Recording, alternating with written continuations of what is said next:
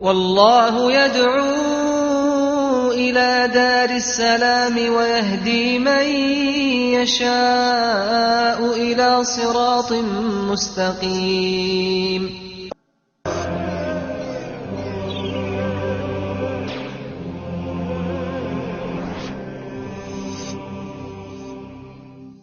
Bismillahir Rahmanir Rahim. In the name of Allah, most gracious, most merciful. I praise Allah subhanahu wa ta'ala, and I send peace and blessings to all of the prophets, all of the righteous ones from the beginning of time, and especially to our beloved Prophet Muhammad, his family, his companions, and all those who call to his way and establish his sunnah to the day of judgment. As to what follows, I begin with the greeting words of the righteous. Assalamu alaikum wa rahmatullah. The Prophet Muhammad, peace and blessings be upon him, was the last of a long series of messengers. And these prophets and messengers came to every nation and every tribe. They came to bring the people out of the belief in many gods to the unity of Allah subhanahu wa ta'ala, creator of the heavens and the earth. And it is reported that the prophets did not change the cultures of the people, but they brought them away to enjoy Tawheed, the oneness of God. And they brought them a Sharia, a law, that was suitable for their country, their people, and their time. And whatever was the means of income, however the people were able to benefit from the life of this world, continued within this belief in one God. The east coast of Africa was in touch with the Indian Ocean and the Red Sea long before the time of the Prophet Muhammad, peace and blessings be upon him. And in the ancient Greek annals, an anonymous Greek traveler traveled down the Red Sea and into the East African coast. And he wrote Periplus of the Erythraean Sea. This was written in 50 AD, and it described the circumnavigation of the Indian Ocean. The ancient Egyptians also traded with East Africa, and they traded with dyed cloaks, tunics, copper, tin, and silver, and they traded for frankincense, ivory, and tortoise shells. The ancient Romans penetrated this region as well, and they called it Azania. The Himyarites, living in Yemen, in the southern part of Arabia, had a brisk trade going on with the people of East Africa between 155 BC and 300 AD. They traded in spices and perfumes, frankincense, myrrh, and they traded with the people and received gold, ostrich feathers, and other African products. And so this sets a foundation for the Islamic period. The trade routes were open. Sailors were going down the Red Sea into the East African coastline and then moving around the Indian Ocean and bringing together the cultures in Arabia, Africa, and India. So when the Islamic period came, the same movements of people benefited the movement of Islam as a way of life, and the cultures were affected, and the people were again brought together. And of course, when we look at the Islamic period in this region, we have to begin with Ethiopia, with Aksum al-Najashi rahimahullah. The emperor of Aksum in Ethiopia had a powerful impact upon his people and those who were living in the region. And one could say that the effect of this emperor continued on not only just for a few months and years after his death, but it continued on for centuries. The first real report that we get of Muslims penetrating deep into the east coast of Africa is the Chronicle of Lamu. This was reported by the Khalifa Abdullah ibn Marwan of the Umayyads. He sent emissaries into East Africa in 696 AD. And it is reported that masajid, houses of worship, were built, and a connection was made between the people on the coastline and the Umayyad dynasty. Up until today, there are archaeological findings that people are gaining constantly, showing this connection. One of the most interesting is in Shanga, Lamu, the island of Lamu, and there within this set of islands is a mosque that is dated back to 780 AD. Following this, there's another report, and this is in a treatise, a set called the Chronicle of Kilwa. And it reports about the journey of 7 brothers from Shiraz. They entered into the East African coastline, and they succeeded in doing business with the people of the area. They even married the people of the area, and we know that Shiraz is in present-day Iran. So this connection is now coming about between the people of East Africa and not only Arabia, but also Persia. Following this, in the 10th century, our famous geographer and historian Al-Mas'udi, in his Muruj al-Dhahab, he wrote somewhere around 945 AD. He wrote about trade that was going on between Africa, China, India, and the Gulf of Arabia. And he also wrote a very interesting point. He mentions for the first time in recorded history the presence of a language, and he called it a Zenj language. It was called Swahili. Following this, another famous geographer, well known throughout the world, Al-Idrisi, looked at the world and he placed in East Africa Zanzibar and Muscat in Oman, and he wrote that this was a very powerful, important part of the world. Following this, there's another report, and this is in the journey of Ibn Battuta, rahimahullah, that the great traveler, and he went down into the East African coast. He visited Mogadishu in present-day Somalia. He visited Kilwa in Tanzania, and he recorded that the Amir of Kilwa was visited by a group of ulama, of scholars from the Hijaz, from Saudi Arabia. And they were known at that time as extremely pious and knowledgeable people. They were following the madhab, the school of thought of Imam al-Shafi'i, rahimahullah. And they brought out the importance of Kilwa. And at that point, really, Kilwa reaches the height. Now, what we are getting from this is a blending that comes about. It is a blending of Arab culture and African culture and Persian culture and Indian culture. And what develops out of this is what is known as the people of As-Sawahil. In the Arabic language, Sahil is a coastline. The plural would be Sawahil. So what develops is a language, Kiswahili, that we would say in English Swahili language. So Sawahil becomes Swahili, the people of the coastlines. Kilwa becomes the center, becomes the base, where the culture reaches its highest point in the history of that region. And so Kiswahili is the language. Mswahili means the people of the coastline. What happens here is a beautiful blending between Bantu languages. These are Central African and East African languages. So the foundation of Swahili, the roots of the verbs and terminologies are Bantu roots, but the vocabularies are mostly Arabic vocabularies.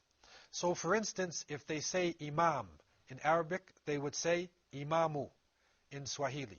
If you say amir, they would say amiru in Swahili. So a Bantu base, Arabic vocabulary words.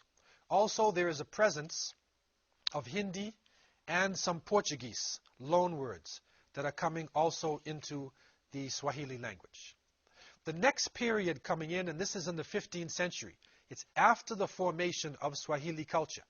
After that beautiful blending is developed, and after Kilwa itself reaches a height in civilization, the Portuguese come into the region. We have understood that Vasco da Gama came in using maps from the Muslims. He also hired Ahmed bin Majid, who was a Muslim, to show him how to get into the Indian Ocean. And they came in with the pretext that they were fighting the Crusades. They came in with the understanding that by going around Africa in what they called the Cape of Good Hope, because they were hoping to get around the middle of the Muslim world, that they would be able to reach India without going through the lands of the Khilafat, through Turkey, through Iraq, through the center of the Muslim world. They wanted to circumvent this and go straight to India and to benefit from China and those regions.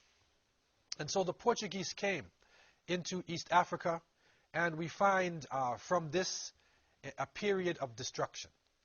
They came, unfortunately, in the name of their religion, in the name of Jesus, the Son of Mary, and they reached out their hands to the people and traded at first, and then they receded. They set up lighthouses and special marking points. And by 1505, they returned and they attacked the main cities in East Africa. Although they had found Kilwa as one of the most beautiful cities in the world, and they write in their memoirs that Kilwa and Mombasa and the cities of the East African coastline were more beautiful than anything they had in Portugal. But still, their intention was destruction. The people were Muslims, or Moros, as they would say. And so the same struggle, the same confrontation continued, and they began to destroy the ports using their technology, using their military skills that they had developed in their crusades and in their conquest of Al-Andalus. They were able to sack the city of Mombasa and to push the people into the interior. They also destroyed much of Kilwa, and they built forts to meet their boats at the shore. They built a fort also in Mombasa. They called it Fort Jesus.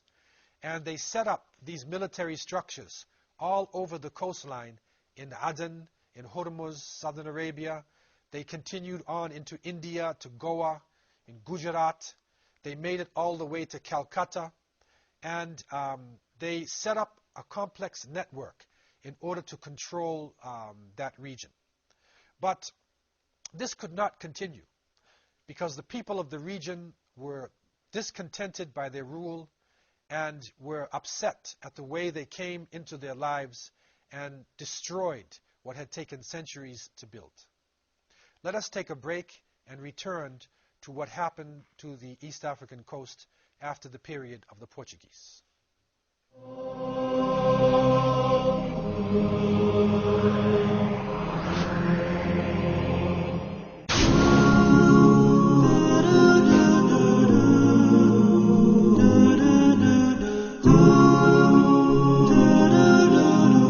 Welcome to this new episode of Focus Point. The new generation has the habit of reading more than before. Jewish question was named basically the problem of Jews who lost their function in society.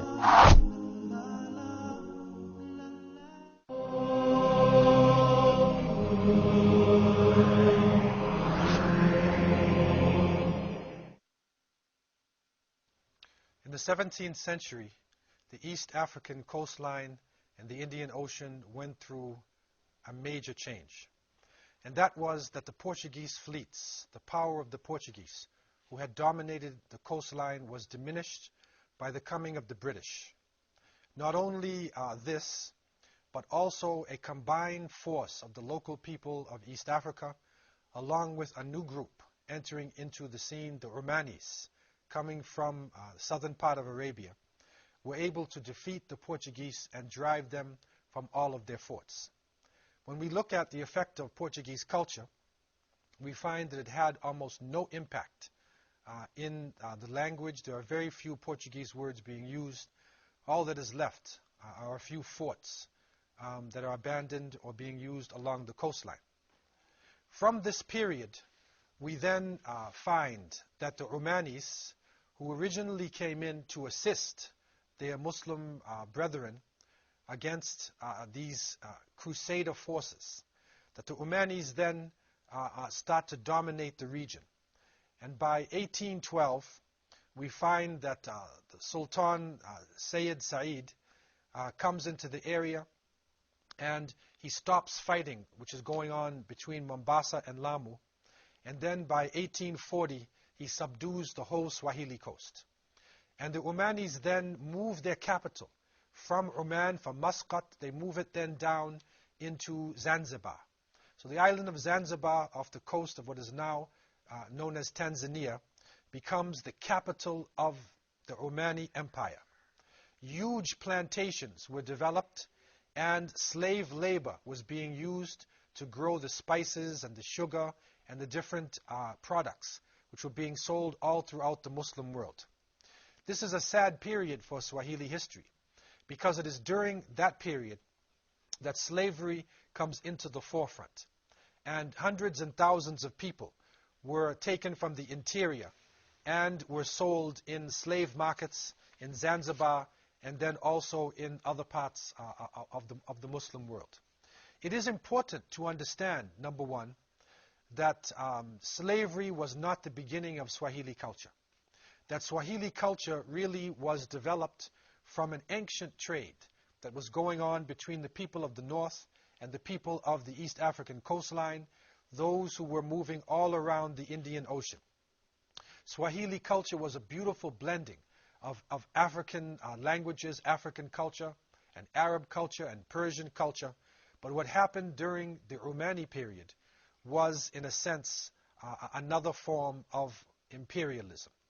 And so the problem we are facing today, looking at history, is that usually when people speak about East Africa, they speak about the Omanis and slavery as though this is the only contribution that East Africa has made to history. The reality is, this was a short period of time. And the first generation of Omanis who came into this region were actually freedom fighters, and they helped the local people to liberate themselves. To add to this, some new interesting information is now coming into the arena. And we want to open up these gems, this hidden history, and bring it out to the world. It is well known, as we have mentioned earlier, that the Arabs from the 1st century AD penetrated deep into the East African coastline. What is not so well known is that they actually made it deep into the south, and they reached below Tanzania, and they were trading, of course, with using iron and glassware, and they were getting ivory and rhinoceros horns. Al-Mas'udi actually wrote about merchants coming from southern Arabia who sailed down to what is now known as Cape Delgado province in northern Mozambique. And so they had reached deep into the south. What we recognize now is that, number one, what we know as Mozambique during the Islamic period came from the colony of Musa ibn Beg. So Musa ibn Beg becomes Mozambique. Yusuf Ali becomes Sofala. And Sofala develops into one of the important cities on the East African coastline, deep south. It is also known as Sofala the Golden.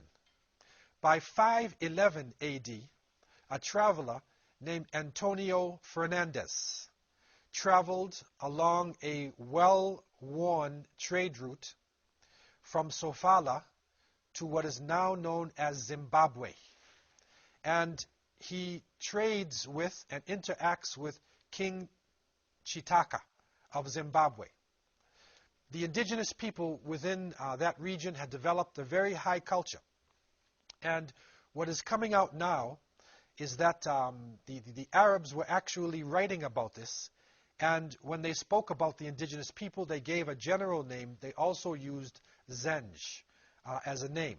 But the actual names which are coming to the surface are Vatsonga, Varhonga, Wakarenga, Waremba, and different groupings that are part of South Africa today.